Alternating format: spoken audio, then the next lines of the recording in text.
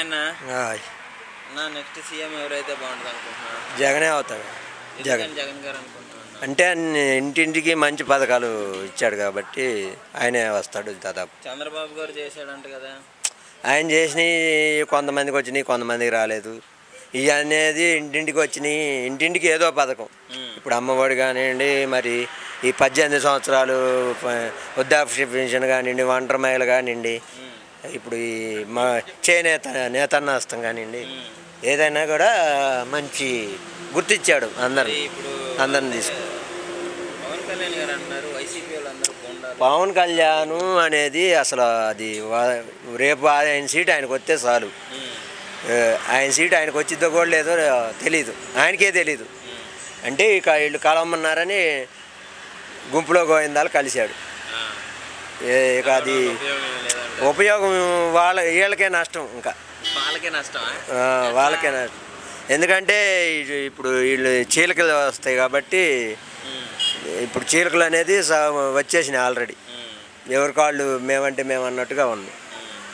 ఇక దీంట్లో ఏముందంటే పథకాలన్నీ తీసుకున్న వాళ్ళు అటే వేస్తారు. మాకు ఇళ్ల స్థలం ఇచ్చారు, అందరికి ఇచ్చారు ఇళ్ల స్థలాలు, లేని వాళ్ళు అందరికి ఇచ్చేశారు. ఇప్పుడు రేట్లు పెరిగాయి జగన్ ప్రభుత్వం. పెరిగినాయి కరెక్టే అండి, పెరిగినాయి అంటే మరి ఇటు వేస్తున్నాడు కాబట్టి అటు పెంచుకుంటున్నాడు, మరి ఇటు డబ్బులు వేస్తున్నాడు కాబట్టి అటు పెంచుకుంటున్నాడు. ఇబ్బంది అంటే ఏదో ఒకటి హెల్ప్ చేస్తున్నాడు కాబట్టి అతను కూడా రికవరీలో ఉండాలి కదా.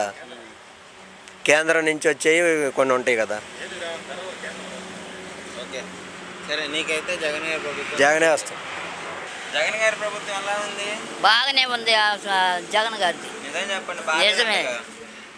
చంద్రబాబు అన్న కొంతమంది ఏడ్చారు డబ్బులు రాక, ఇప్పుడు అందరికీ డబ్బులు వస్తాయి, న్యాయం చేస్తారు. లేదు లేదు లేదు, అందరికి ఇస్తున్నాడు ఆయన. ఇంకా కొంతమంది ఏడ్చారు, కొంతమంది ఏమో నవ్వుతూ ఉండారు, అటు చేసాడు. ఇప్పుడు అందరికి. పవన్ కళ్యాణ్ గారు తెలుసా? తెలుసు. ఆయన ఇప్పుడు టీడీపీకి సపోర్ట్ చేస్తున్నాడు చంద్రబాబు గారికి. వైసీపీ పని అయిపోయింది అంటున్నారు.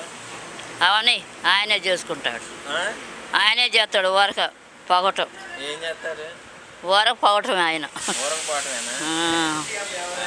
వాళ్ళిద్దరూ మరి జగన్ గారు ఒక్కడే కదా మా అమ్మ. మరి జగన్ గారు భయపడుతున్నారంటగా. ఏం భయం ఆయనకి? జనమంతా ఆయనకే చేస్తారు. జనమంతా ఆయనకే. పింఛన్ వస్తుందా నీకు? ఎట్ట తీసుకుంటున్నావు? ఎట్టంటే వాలంటీర్లు వస్తున్నారా ఇంటికి? వెళ్తున్నావా? వాళ్ళే వస్తారు. మరి కరెక్ట్గా వచ్చి అన్ని చెప్పి పథకాల గురించి చెప్పడం అన్ని చేస్తున్నారా? చేస్తున్నారు. ఓకే. చంద్రబాబు గారి ప్రభుత్వంలో కూడా జనభూమి కమిటీ అని ఒకటి వేశారు, వాళ్ళు బాగానే చూసారంటగా. చూడలే. నెక్స్ట్ మరి నేనే గెలుస్తా, నాకు గెలిపియండి, మంచిగా చేస్తా అంటున్నాడు. ఆయన చెప్పడు, ఆయన చెప్పిన వరకు మాటలే కానీ న్యాయమే. ఇల్లు ఇచ్చాడు, ఇల్లు కట్టుకున్నారు. ఆ ఇల్లు అగ్గిపెట్లు అంటగా చంద్రబాబు గారు అంటున్నాడు. అగ్గిపెట్లు భయమానం కట్టుకుంటున్నారు, చెంటున్నారు, చోటు ఇచ్చాడు. అగ్గిపెట్టే సమాధి కట్టుకోవడానికి సరిపోదు అంటున్నాడు చంద్రబాబు గారు. ఆయన మాటలకేం వచ్చా, అందుకే కదా స్టేషన్లోకి పోయిందే. ఆ కన్ను సొక్కడం చెప్పుకొని మళ్ళీ బాగొద్దు ఆయన ఆడికి, మళ్ళీ అమ్మటే పంపిస్తారంట. సరే సరే, జగన్ గారి ప్రభుత్వం మంచిగా అనిపిస్తుంది. మంచిగా ఉంది. మాకు బాగానే ఉంది, అన్నీ వస్తున్నాయి, పెన్షన్లు అన్నీ బాగానే ఉన్నాయి. మా ఊరికి వైఖరి బాగానే ఉంది. ఇక్కడ జరపడం ప్రెసిడెంట్ ఏం లేదు, అందరికి సమానంగానే వస్తున్నాయి. అవార్దేకం ఏమి లేదు, అందరికీ వైఖరిగానే వస్తున్నాయి. మాకు పెన్షన్ ఇంతకుముందు బాబు గారు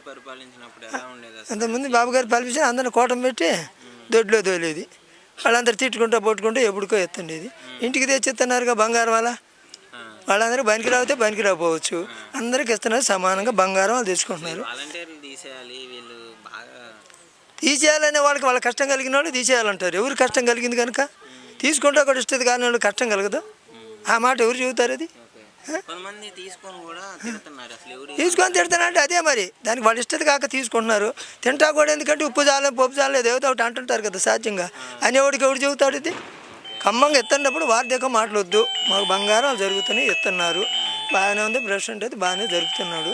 బనికి రాని వాళ్ళకి మనం చెప్పేది కాదు, మాకు బాగానే ఉంది, అన్ని వేళలా బాగుంది, ఏం ఒడిదుడుకులు లేవు. అది అంతవరకు మళ్ళీ వస్తాడంట. జగనే రావాలా. పవన్ కళ్యాణ్ గారు గెలిచారు. అవన్నీ తీసి ఆయన ఏదో చెబుతుంటాడు, అమ్ముకోవడానికి అటు ఇటు తిరుగుతుంటాడు. ఎందుకంటే తల కాసిన బాగు చేసుకుని ఆడకాసిన ఇటు కానీ చేస్తుంటాడు.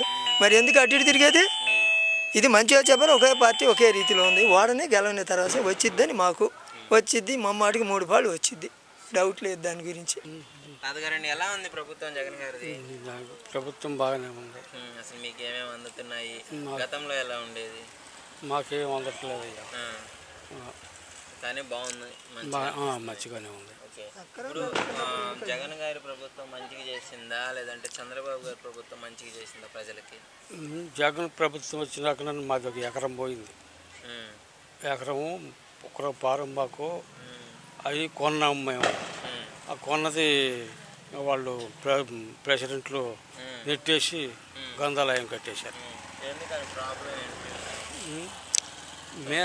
మేనా ఉందని తీసేశారు. సరే పోనీ చెప్పు.